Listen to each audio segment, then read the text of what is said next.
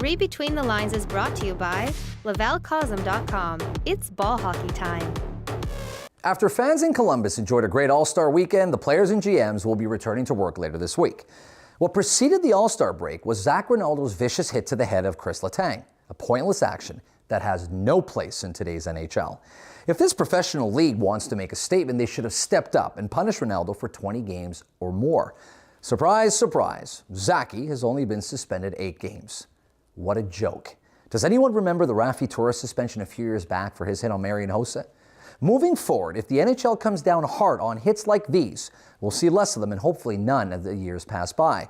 The Flyer player even joked, stating that he changed the flow of the game with that exact hit. Clearly, this high flyer does not take the NHL seriously, nor does he respect the disciplinary commission. Why would he? It's been nothing but inconsistent with suspensions over the past few years. Cook on Savard, Chara on Patches, just to name a few.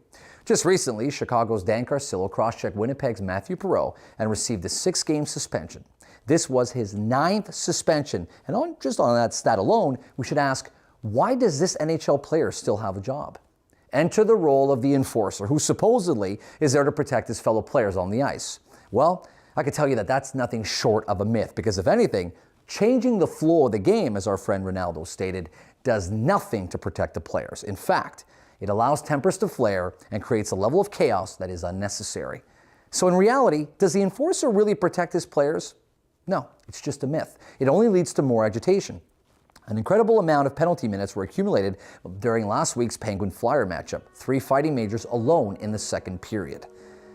Fans pay to watch players like Kris Letang, Sidney Crosby, Marian Hossa, Marc Savard, Max Pacioretty, Patrice Bergeron, besides being great NHL players, which is nothing short of the obvious. What else do they have in common? Simple.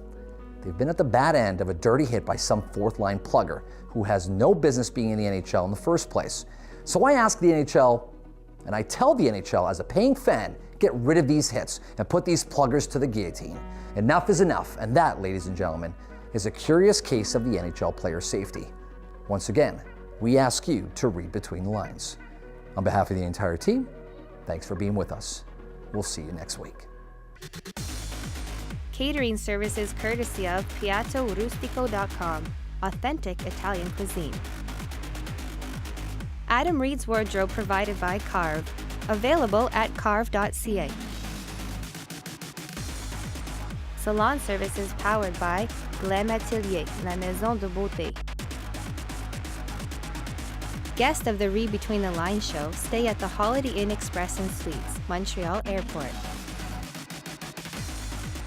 Transportation services by AmbianceLimousines.com.